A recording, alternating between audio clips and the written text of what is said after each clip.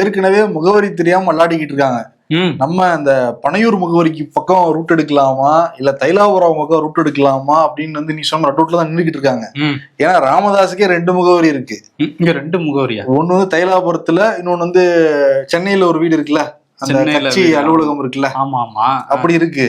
இப்ப வேற தேர்தல் ஆணையம் வேற அந்த முகவரியை மாத்திட்டாங்க, இன்னொரு பிரச்சனை வேற வெடிச்சிருக்கு. ஆமா, அது என்னன்னா ஏற்கனவே லெட்டர் எங்க அலுவலகத்துக்கு தான் வந்துச்சு அப்படின்னு சொல்லி அன்புமணி வெடியெல்லாம் வெடிச்சு கொண்டாடிட்டாங்க அவங்க ஆட்கள்லாம்.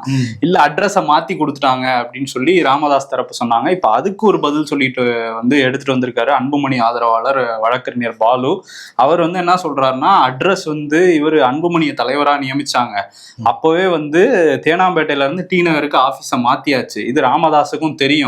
ராமதாஸ் இந்த உறுப்பினர் அட்டை இந்த அட்ரஸ்ல தான் கொடுக்குறோன்னு அவருக்கு சொன்னப்ப அவர் தான் ஒப்புதல் எல்லாம் கொடுத்தாரு. இப்போ அட்ரஸை மாத்திட்டாங்க அப்படின்னு அவங்க பொய் சொல்றாங்க.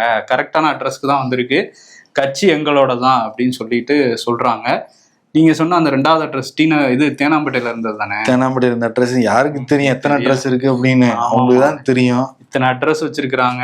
சரி, ஓகே. ஆனா கட்சியில அவங்க வந்தது எதுக்கு, என்ன பேசிக்கிட்டு இருந்தாங்க?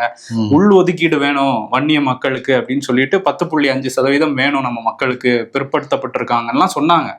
இப்ப பார்த்தா உட்கட்சி பூசல் தான் அங்க பெருசா போய்கிட்டு இருக்கு. அதை பத்தி பேசுறதே இல்லை 2 தரப்புமே.